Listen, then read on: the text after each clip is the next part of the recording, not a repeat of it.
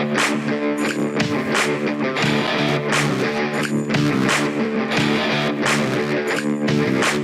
our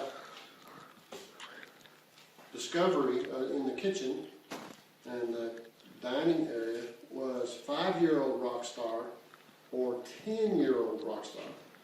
I don't think it's like wine where aged is better. So we were trying to see who would be willing to take this taste test for longevity of Rockstar. Rockstar Recovery, you might need recovery if you drink 10-year-old Recovery Rockstar. This is it's non-carbonated lemonade taste, and this is Pina Colada, 5-year Pina Colada. It's probably going to be something close to wine. Anyway, there you go. Lemon flavor, Rockstar. He's opening it, and it got carbonation still.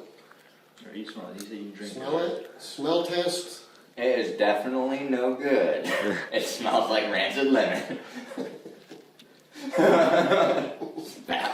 Well, so go by official expression, I would not drink it. Smell it.